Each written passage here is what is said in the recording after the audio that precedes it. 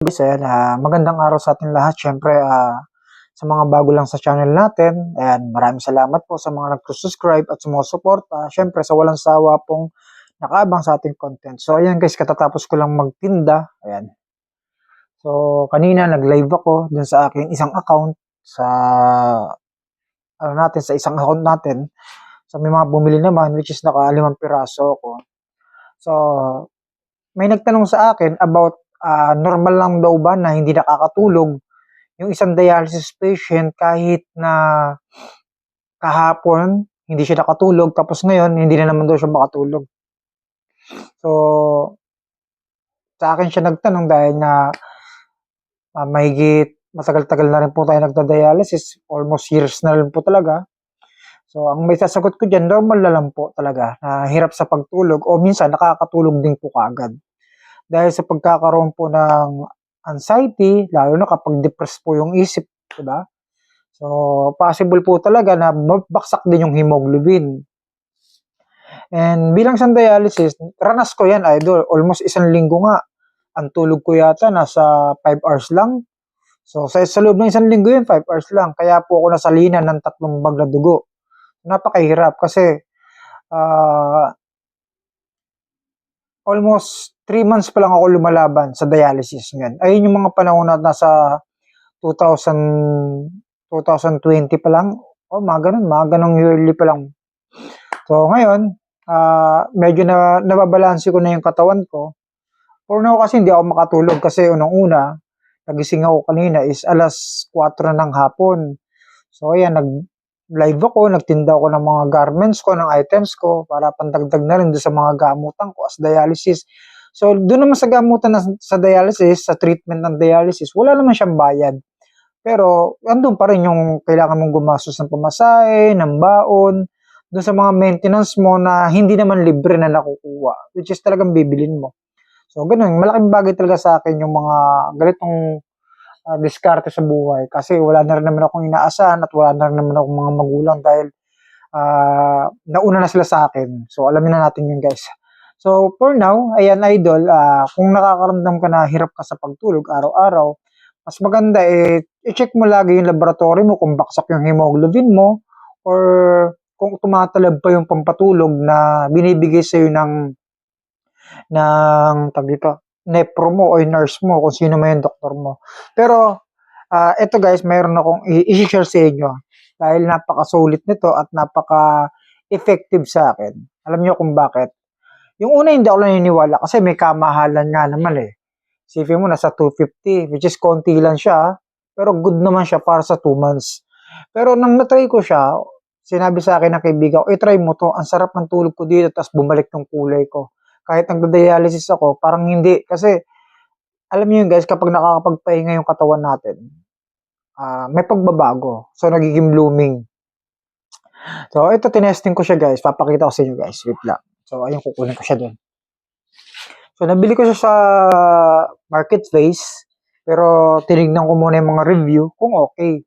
Kasi, mahirap naman bibili tayo sa mga online na hindi natin makikita yung review.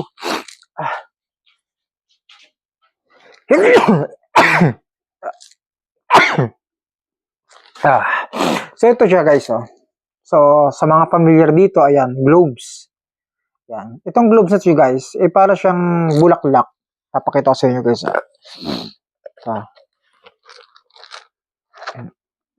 Ito siya guys. Oh. Para siyang bulaklak. Kung mapapansin niyo, ayan siya. Diba? Simple lang siya. Pero malakas yung amoy. Amoy bulaklak talaga guys, ang tapang. Ito yung mga ginagamit daw sa Saudi.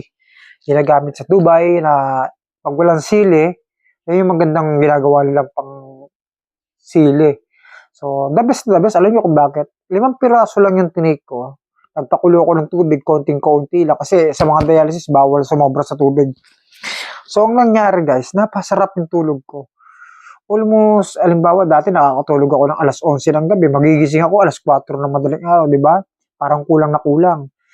Ngayon, pag take ko niyan, halimbawa, nag-take ako alas 6 pa lang ng gabi, 7:30 makakatulog na ako niyan. Dire-diretso na po yan guys hanggang alas 8.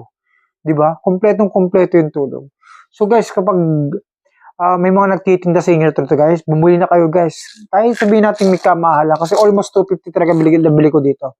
Pero sabi ko nga, kung bibili naman kayo sa online nito, make sure talaga na basahin nyo talaga yung review.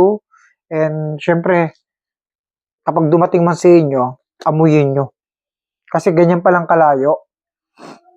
Matapang guys yung amoy, sobrang tapang. Kasi may nabili daw yung kasama ko na ganito, mura lang daw, halagang 100. Pero nang binuksan niya na daw, wala siyang ganito, wala siyang kahon, wala siyang bottle.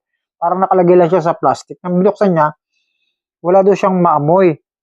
Sabi niya sa akin, kaibigan, ano bang amoy nyo nang nabili mo? So nagdala ako nito, 2 piraso. Binarot ko sa papel, pinaamoy ko sa kanya. Di, sabi niya, parang mali yung nabili ko, parang wala talagang amoy. As in, nagdala siya, inamoy ko, wala nga talaga. So, tas kapag nilagyan mo ng tubig, kahit 5 piraso na or nakaka-7 piraso na siya, hindi nagkukulay yung tubig. Kasi dito guys, kahit 3 piraso lang or 2, magkukulay yung tubig niya, magiging dilaw. So, yun yung pinaka-vitamina doon guys. Ayun yung vitamins talaga na makukuha mo sa herbal. So, sabi ko, ibalik mo na lang. Sayang naman, di ba? So, sabi ko, ladaya ka. So, yun guys.